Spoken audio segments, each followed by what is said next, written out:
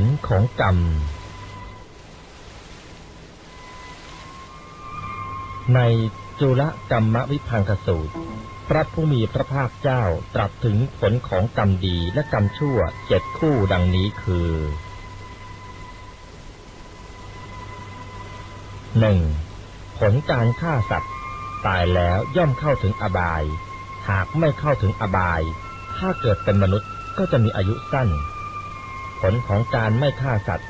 ตายไปก็จะเข้าถึงสุคติโลกสวรรค์หากไม่เข้าถึงสุคติโลกสวรรค์ถ้าเกิดเป็นมนุษย์ก็จะมีอายุยืน 2. ผลแห่งการเบียดเบียนสัตว์ถ้าเกิดเป็นมนุษย์ก็จะมีโรคมากผลของการไม่เบียดเบียนสัตว์ถ้าเกิดมาเป็นมนุษย์ก็จะมีโรคน้อย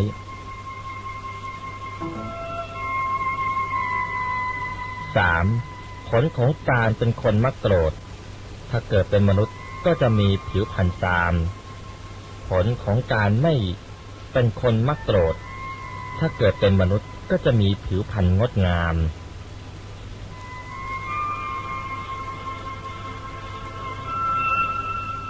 4. ผลของการริษยาในลาภสักการะของคนอื่นถ้าเกิดเป็นมนุษย์ก็จะมีศักดิ์ต่ำผลของการไม่ริษยาในลาภสักการะของคนอื่นถ้าเกิดเป็นมนุษย์ก็จะมีศักดิ์สูง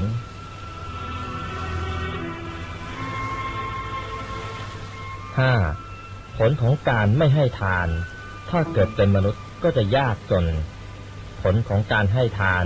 ถ้าเกิดเป็นมนุษย์ก็จะร่ำรวย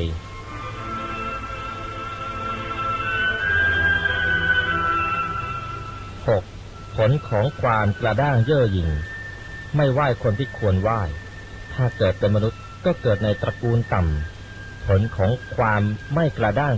เย่อหยิ่งเป็นคนที่อ่อนน้อมถ่อมตนไหว้คนที่ควรไหว้ถ้าเกิดเป็นมนุษย์ก็จะเป็นคนเกิดในตระกูลสูง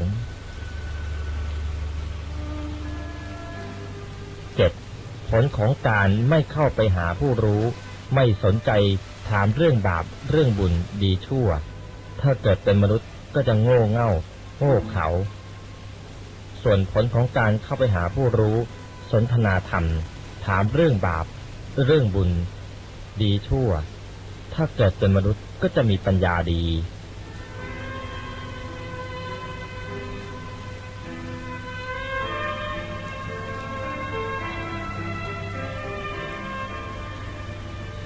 พระพุทธองค์ทรงตรัสว่าการสาดน้ำล้างภาชนะลงไปในบ่อน้ำคร่ำด้วยเจตนาที่จะให้สัตว์ที่อาศัยอยู่ในที่เหล่านั้นได้รับความสุขก็ยังมีอานิสงส์ไม่น้อยจะป่วยการไปใหญ่กับการให้ทานในท่านผู้มีศีลหรือบุคคลหมู่มากที่ประพฤติปฏิบัติตรงทั้งโดยเจาะจงและไม่เจาะจง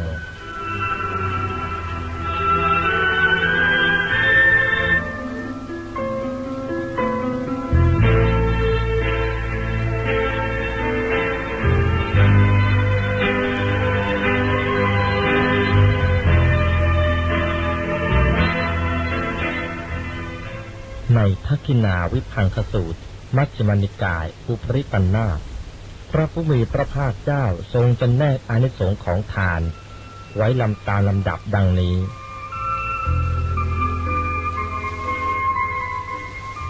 1. ให้ทานแก่เดรัจฉานมีอานิสงส์100 ชาติคือให้อายุวรรณะสุขะพละและปฏิภาณถึง100 ชาติ 2.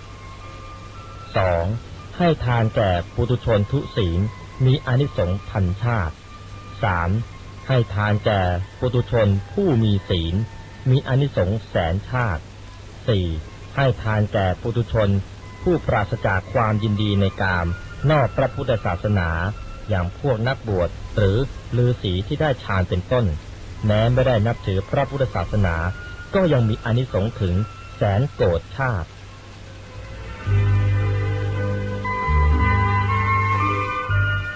5. ให้ทานในท่านผู้ปฏิบัติเพื่อทำพระโสดาปัตติผลให้แจ้งได้ผลนับประมาณไม่ได้ 6. ถ้าให้ทานในพระโสดาบันพระสกทาคามีพระอนาคามีพระอรหันต์ พระปัจเจกพุทธเจ้าและพระสัมมาสัมพุทธเจ้าตามลำดับผลอานิสงส์ยิ่งไม่สามารถจะประมาณได้เลย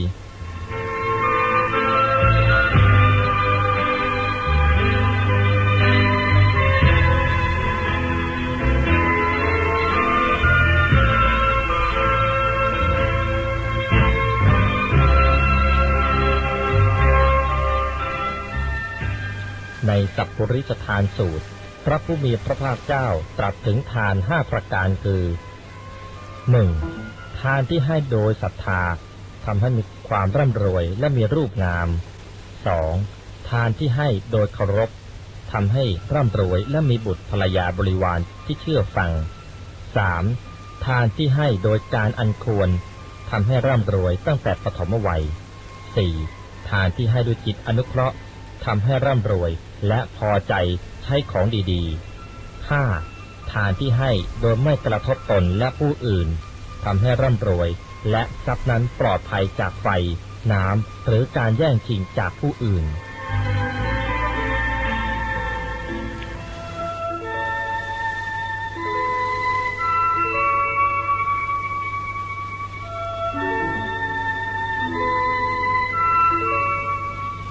ในทานสูตรอังคุตรนิกาย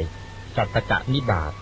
พระผู้มีพระภาคเจ้าตรัสถึงเหตุปัจจัยที่ทำให้ทานที่ให้แล้วมีผลมากแต่ไม่มีอานิสงส์มากและเหตุปัจจัยที่ทำให้ทานที่ให้แล้วมีผลมากและมีอานิสงส์มากไว้ดังต่อไปนี้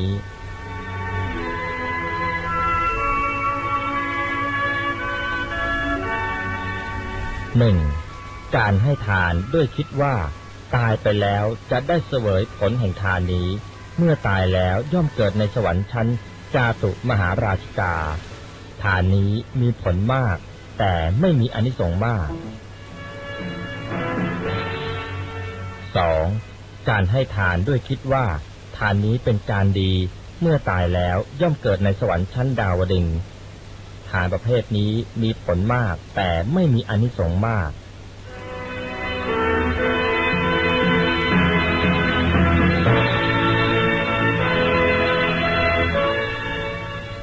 3. การให้ทานด้วยคิดว่าบิดามารดาปู่ย่าตายายเคยให้เราไม่ควรนำให้ประเพณีนี้เสียเมื่อตายแล้วย่อมเกิดในสวรรค์ชั้นยามาทานประเภทนี้มีผลมากแต่ไม่มีอานิสงส์มาก 4. การให้ทานด้วยคิดว่าเราหุงหาอาหารกินได้แต่ไม่ให้ทานแก่สมณะผู้ไม่หุงหาเหล่านี้ไม่สมควรเมื่อตายแล้วย่อมเกิดในสวรรค์ชั้นดุสิตทานประเภทนี้มีผลมากแต่ไม่มีอานิสงส์มาก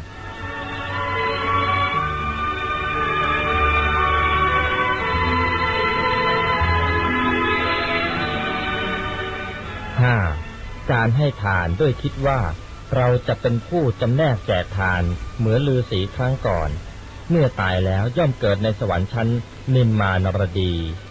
ทานประเภทนี้มีผลมากแต่ไม่มีอานิสงส์มาก 6.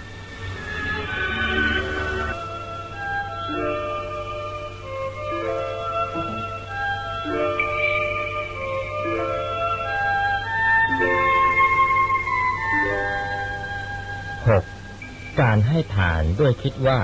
เมื่อเราให้ทานอย่างนี้จิตจะเลื่อมใสและเกิดความปลื้มใจโสมนัสเมื่อตายแล้วย่อมเกิดในสวรรค์ชั้นปรนิมมิตวสวัตตีทานนี้มีผลมากแต่ไม่มีอานิสงส์มากเช่นกัน 7.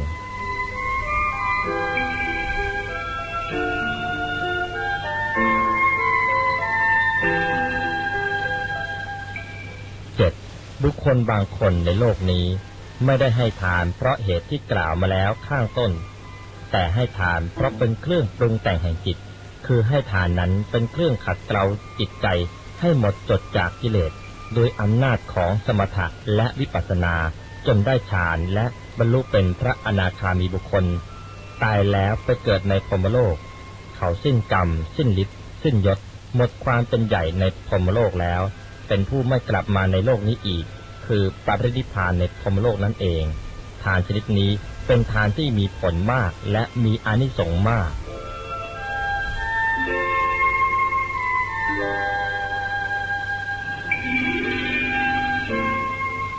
ในอรรถกถาธรรมบทภาค 5กล่าวถึงทาน4ประการคือบุคคลบางคนให้ทานด้วยตนเองแต่ไม่ชักชวนผู้อื่นเพราะฉะนั้นเมื่อเขาตายไปเขาย่อมได้รับโภคสมบัติแต่ไม่ได้รับบริวารสมบัติในที่ที่เขาไปเกิดส่วนบางคนตนเองไม่ได้ให้ทานแต่เที่ยวชักชวนคนอื่นให้ทำทานเพราะฉะนั้นเมื่อเขาตายไปเขาก็ย่อมได้รับแต่บริวารสมบัติแต่ไม่ได้รับโภคสมบัติในที่ที่เขาไปเกิดส่วนบางคนตนเองก็ไม่ได้ให้ทาน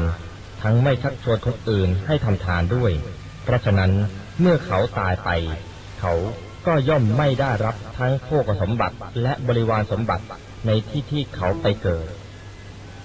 ส่วนบางคนตนเองก็ให้ทานทั้งยังชักชวนคนอื่นให้ทำทานด้วยเพราะฉะนั้นเมื่อเขาตายไปเขาก็ได้รับทั้งโภคสมบัติและบริวารสมบัติในที่ที่เขาไปเกิดนี้แลนอกจากนี้พระพุทธองค์ยังทรงจำแนกทานไว้10อย่างคือข้าวน้ำผ้ายานพาหนะดอกไม้ของหอมเครื่องรูปไล้ที่อยู่อาศัยและประทีปดวงไฟ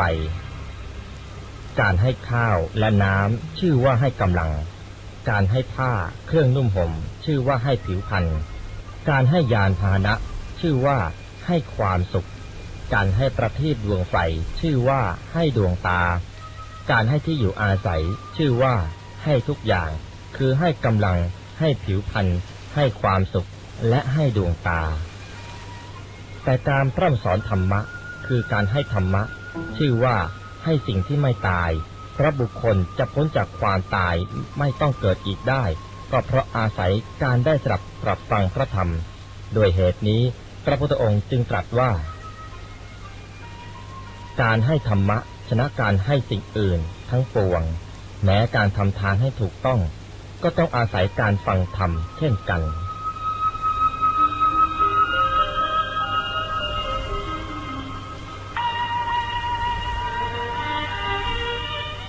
นอกจากนั้น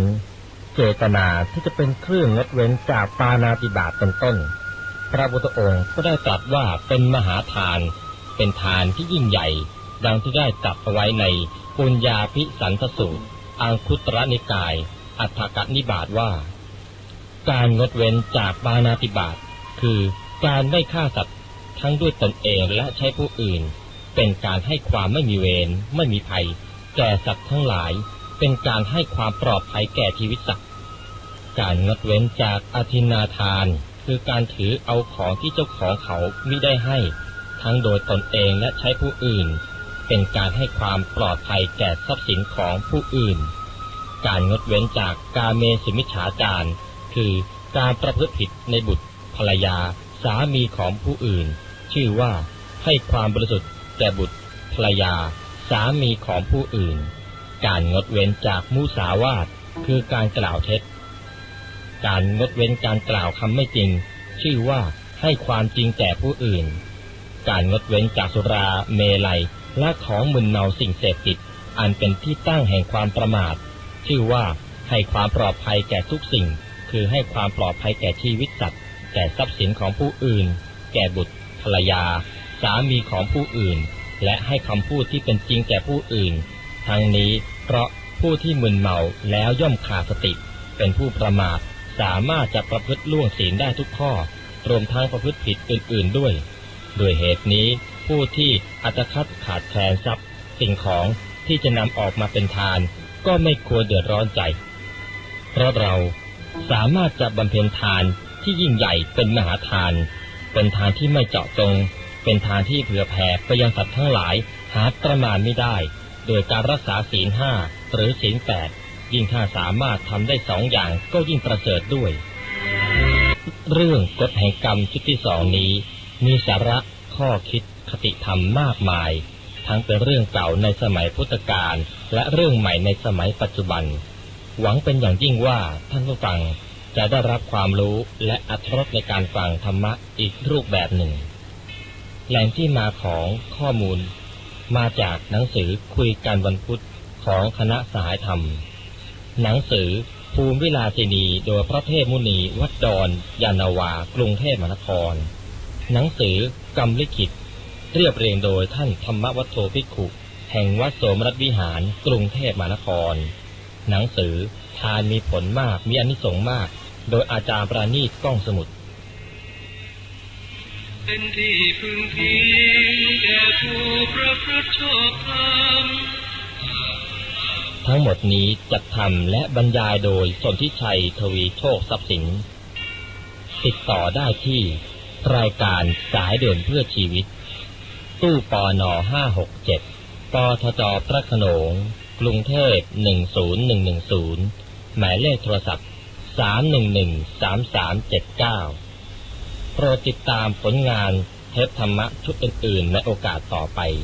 ขอความสุขความสวัสดีจงมีแก่ท่านผู้ฟังทุกท่านสวัสดีครับความจริงว่าธรรมะย่อมชนะทุกสิ่งเป็นที่พึง